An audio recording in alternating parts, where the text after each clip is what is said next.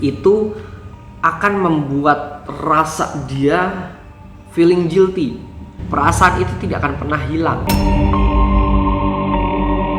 Berita yang sekarang ini beredar adalah skenario baru yang sedang diciptakan untuk meredakan polemik-polemik yang beredar. Kasus ini sebagai simbol ya, ini ada dendam. Ada satu dendam masa lampau di sini, dan juga dari simbol kartu ini menunjukkan bahwasanya dalam kasus ini banyak rekayasa. Ini ada. Jadi mau diselesaikan diblur lagi, mau diselesaikan blur lagi. Nah, sampai kapan kabut ini akan terang? Saya tidak pernah melakukan itu, Bang. Saya bukan otak, saya bukan pembunuhan. Agar tertib, Ini adalah fitnah. Saya rela mati.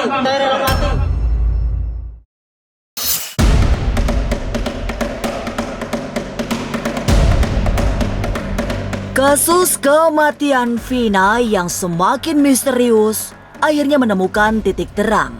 Setidaknya, versi Polda Jabar yang kemarin merilis Peron alias Peggy sebagai tersangka yang selama 8 tahun tak tertangkap. Saat itu pula, polisi mengumumkan bahwa Peron menjadi tersangka tunggal karena 2 DPO lainnya dinyatakan tidak ada. Sementara itu, misteri lain mulai bermunculan, mulai dari dugaan bahwa Linda mengetahui peristiwa ini, hingga beredarnya suara seseorang yang bernama Mel. Bersama itu, bantahan sekaligus pernyataan salah tangkap yang disampaikan Saka Tatal ikut menyusul di tengah pusaran kasus. Lalu mengapa Peggy alias Peron juga membantah sebagai pembunuh? Benarkah ia hanya boneka belaka atau malah korban salah tangkap? Jangan dulu berlalu, masih akan banyak keganjilan terjadi di sini. Dan jangan lupa subscribe, like, share, dan komen agar tak ada yang terasa ganjil di sekitar Anda.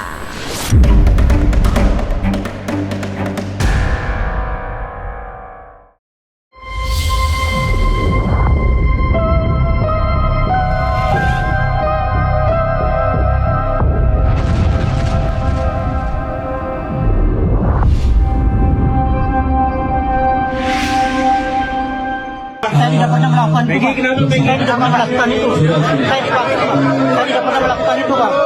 Saya bukan otak, saya bukan pembunuhan. Agar tertib, Ini adalah fitnah. Saya rela mati.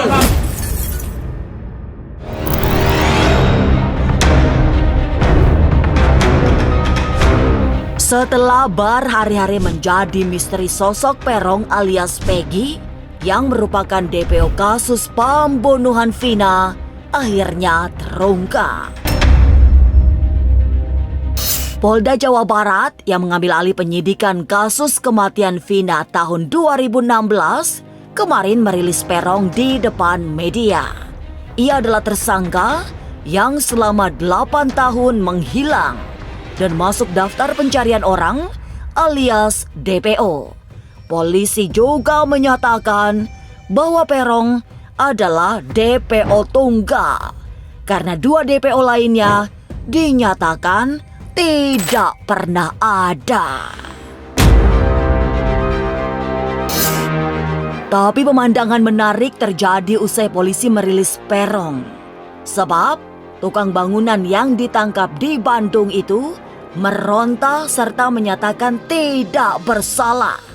Ia malah berani mati untuk membuktikan dirinya bukan pembunuh Vina. Caranya, Mas. Kenapa, Mas? Saya tidak pernah melakukan itu, Bang. Saya tidak pernah melakukan itu. Saya tidak pernah melakukan itu, Bang. Saya bukan otak. Saya bukan pembunuhan. Agar tertib, kawan-kawan. Ini adalah fitnah. Saya rela mati. Tunggu, sabar. Tidak. Tahu keadaan saya itu. Silakan. Nama gaul saya. Saya tidak pernah melakukan pembunuhan itu. Ini fitnah. Saya rela mati. Sampaikan. Oh ya, itu hak dia saja, mau dia mengaku bukan sebagai pelaku atau rela dihukum mati, itu hak dia. Nanti biar kuasa hukumnya yang membela. Peristiwa berdarah 8 tahun silam ini memang pantas menjadi perhatian besar. Sebab banyak yang harus diungkap secara gamblang, apalagi tiba-tiba Polda Jabar mengumumkan bahwa Peron adalah satu-satunya DPO. Keputusan polisi menghilangkan 2 DPO lain langsung mendapat reaksi keras dari pengacara keluarga Vina. Apalagi penetapan 3 DPO merupakan bagian dari amar putusan pengadilan. Jadi memang di dalam amar putusan, ya, amar putusan ini, bacakan Tan. Saya bacakan, ada beberapa barang bukti, singkatnya, semua barang bukti tersebut di atas dikembalikan kepada penyidik Reskrim Polda Jabar untuk dipergunakan dalam perkara lain, yaitu atas nama Saudara Andi, Saudara Dani, Saudara Peggy alias Peron. Jelas ini. Jadi, ada putusannya. Jadi kami tidak mau tahu, kami tahunya yang berdasarkan keputusan itu ada 2 nama lagi yang harus dicari. Begini tuh. Kemudian untuk yang 3 itu kan sudah ditindaklanjuti. Laporan PD Polda Jabar udah langsung cepet-cepet, walaupun datanya belum lengkap dia cari DPO. Nah, itu pun polisi sekarang dicemooh. DPO kan nggak ada fotonya. Nah, polisi sekarang mengadakan DPO itu berdasarkan informasi yang berkembang ini doang. Itu belum dapat foto. Kalau dapat foto pasti dikasih kan. Itu kasusnya yang sekarang terjadi. Kenapa jadi kayak benang ruwet? Jadi mereka bilang bukan benang ruwet ini, mereka yang ruwet pikirannya karena dapat informasi sepotong gitu. Padahal kasusnya udah clear, yang jelas itu 3 ini tinggal kejar aja DPO-nya. 3 orang ini nanti harus ditangkap, diperiksa. Kalau cukup bukti ya teruskan, kalau enggak ya dihentikan. Perlawanan Peron barangkali wajar dilakukan. Sebab sebagai tersangka, ia ingin ada jalan untuk meringankan hukuman.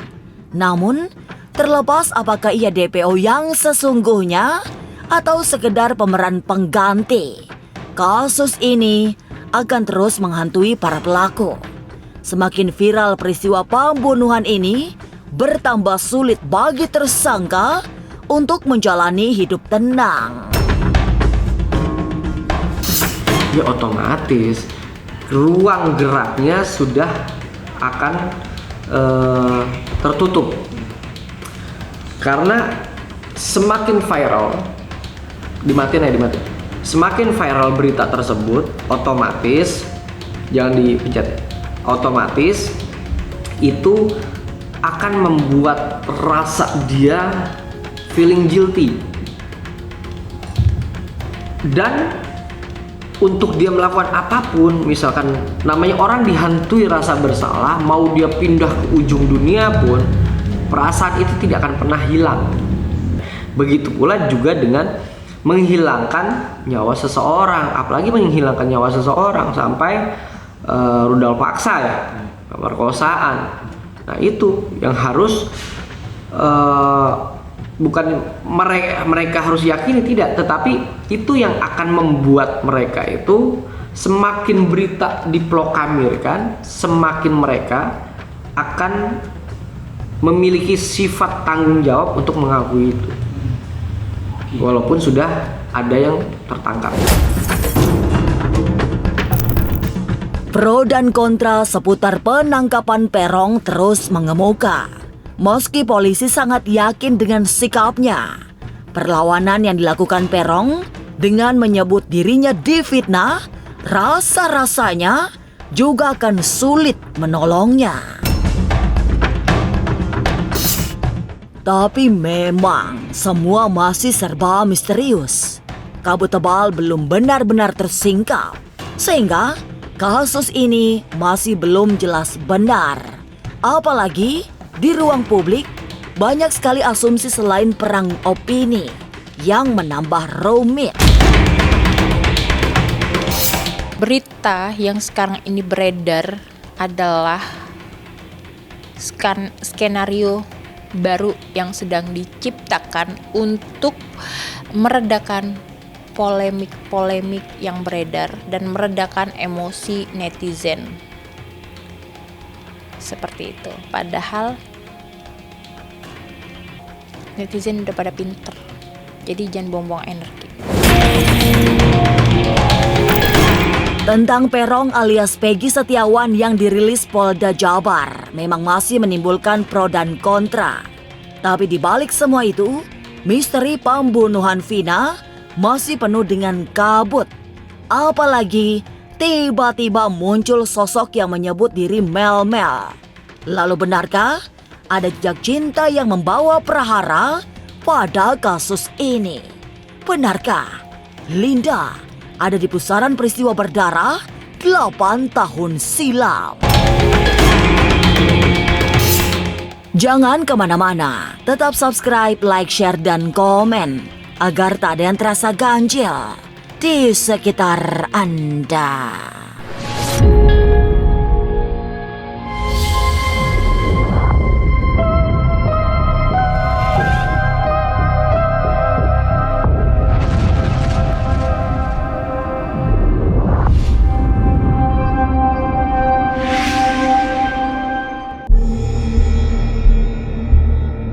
Di balik rentetan peristiwa pengungkapan kasus Vina, tiba-tiba muncul kesaksian sosok yang disebut dengan nama Mel-Mel. Di sosial media, nama ini viral jadi perbincangan karena kesaksiannya yang sangat mengejutkan. Ia dengan sangat detail mengisahkan kronologi peristiwa pembunuhan yang menimpa Vina dan kekasihnya. Mel-Mel juga dengan sangat terang mengisahkan soal Linda yang ada di sekitar peristiwa pembunuhan itu. Apalagi Mel-Mel juga menyebut sudah lama kenal dengan Linda.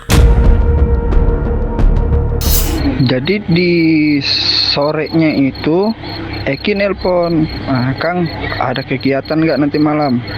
Kalau nggak ada kegiatan, nih aku mau cerita nih ada masalah dengan Egi, bisa nggak diselesaikan? Nah dalam itu ada beberapa motor tuh lewat gitu, dia lewat dan terakin Eki. Nah si Eki ini ngomong, Kang itu Kang kawan-kawannya si Egi. Si Linda ini memang dari awal itu memang sudah ngetik HP terus. Di atas motor itu memang sudah ngetik HP terus, entah siapa yang dihubungin sama temannya si Eki. Dia bilang begini, Kang susul si Eki ke jembatan. Si Egi sama kawan-kawannya itu mau berantem tuh, mau kasih pelajaran ke Eki itu. Nah, akhirnya saya nih panik kan, langsung meluncur ke lokasi tuh. Vina sama Eki ini sudah dipukulin gitu. Akhirnya saya tuh megang Eki, saya periksa Eki, enggak ada, memang sudah pergerakan. Jadi saya pindah ke Vina. Vina ini kan sudah sebagian bawahnya kan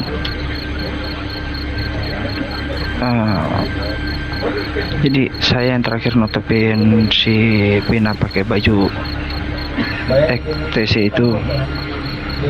Saya yang nutupin terakhir itu. Tuh Vina masih ngerespon saya tuh.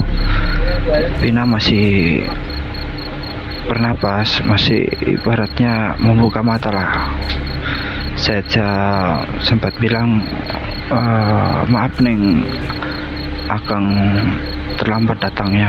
Jadi setelah itu saya bilang sama Neng Vina begitu, saya cari bantuan, pergi cari bantuan, saya putar-putar nih, cari bantuan pergi. Akhirnya saya balik nih. Saya sudah balik itu udah rame ya Mas, udah rame. sudah pada ngumpul nih. Sudah ketika itu rame, saya maju nih. Saya ngeliat ini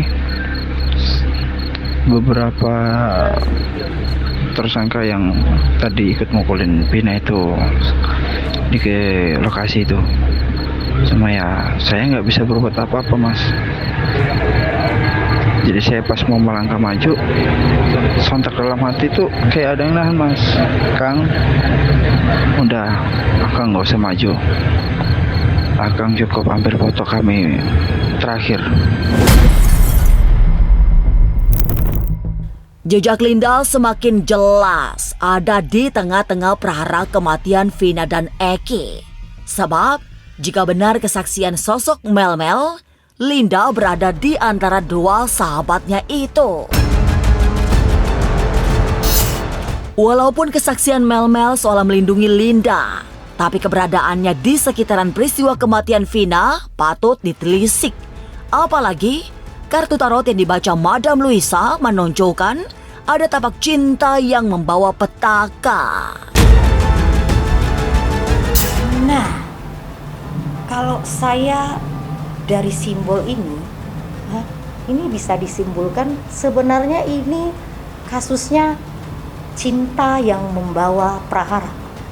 Cinta yang membawa prahara. Gitu. Kalau saya merasakan sebenarnya Linda ini bukan sahabat yang lama. Mungkin bisa dikatakan kenalnya ya 10 bulanan atau 1 tahunan gitu. Jadi nggak semua adegan yang dipilih itu sama gitu.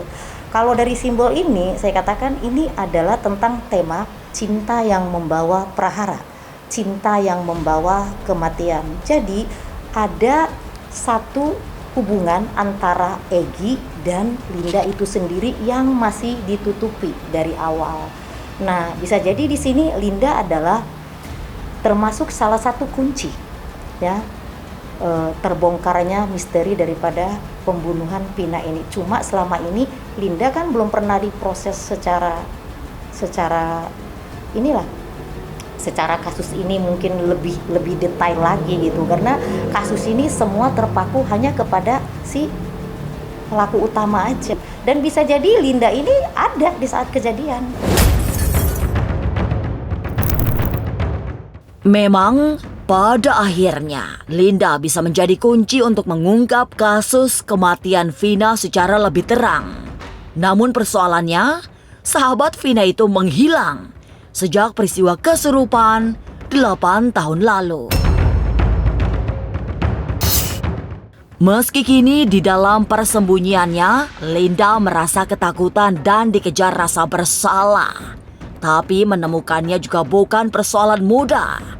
Lalu, ada di mana sesungguhnya keberadaan Linda? Mel-Mel itu. Namanya bukan Mel-Mel. Apa namanya? Nggak tahu, tapi itu. Bilang kan yang kena. Oh, dia ikut-ikutan juga salah satunya? Iya. Yang dialami Linda itu sekarang dia yang jelas takut dan dia merasa dihantui terus dengan Vina, ketakutan terus dia. Buat Linda, lebih baik kamu muncul atau kamu akan terus dihantui oleh rasa bersalah. Tapi benarkah sudah sejak awal banyak drama yang membuat kasus ini berlarut-larut hingga tak terungkap? Jangan kemana-mana, tetap subscribe, like, share, dan komen agar tak ada yang terasa ganjil di sekitar Anda.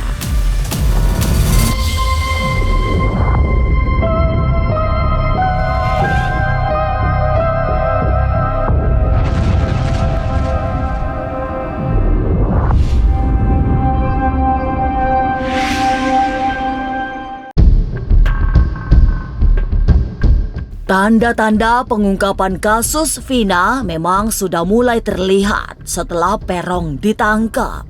Paling tidak versi polisi. Tapi terawang ahli tarot menyebut bahwa ada jejak dendam masa lampau yang tidak mudah diterjemahkan. Lalu, mungkinkah ada yang sengaja ingin ditutupi dari kasus ini? Kasus ini sebagai simbol ya. Ini ada dendam. Ada satu dendam masa lampau di sini, dan juga dari simbol kartu ini menunjukkan bahwasanya dalam kasus ini banyak rekayasa. Ini adalah simbol pedang. Ini adalah simbol perang. Nah, dari sini kita bisa simpulkan kenapa kasus ini ya lama tidak terungkap, atau kenapa kasus ini sulit terungkap. Karena dari simbol ini ya kita bisa lihat ada kita bilang ya, ada beberapa orang-orang petinggi, orang-orang yang berkuasa yang melindungi agar kasus ini tidak sampai blow up. Peliknya kasus kematian Vina dan Eki 8 tahun silam masih memberi banyak misteri hingga saat ini. Meski sudah ada 8 terpidana, 3 DPO yang kemudian diralat polisi, menjadi hanya 1 DPO dan sudah tertangkap. Masih memberi teka-teki yang sulit ditebak. Sudah sejak tahun 2016 hingga kasus kembali viral dan ditangani Polda Jabar. Banyak yang belum terungkap. Kenapa kasus ini begitu sulit? Karena dari awal memang sudah ada drama ya. Sudah ada drama di sini. Bahkan ada beberapa korbannya seperti itu, ada pengakuan yang mengatakan bahwasanya dia tidak bersalah kan. Jadi berarti penangkapan yang salah, orang yang salah. Berarti kan di sini ada drama. Ya kan saya bilang dari pertama kasus ini memang sudah drama, sudah dikemas sedemikian rupa gitu. Jadi pelaku-pelaku sudah diamankan dan ada beberapa yang ditumbalkan. Mungkin pada saat itu kan nggak berani bicara. Karena sekarang kasus ini sudah begini, ya dia berani bicara. Memang masih banyak tabir yang harus disingkap aparat setelah menangkap Peron yang menimbulkan pro dan kontra. Masih banyak yang harus dituntaskan. Mulai dari hilangnya 2 DPO hingga statement Saka Tatal yang mengaku sebagai korban salah tangkap. Sementara itu, Peron alias Peggy Setiawan tetap memberi misteri.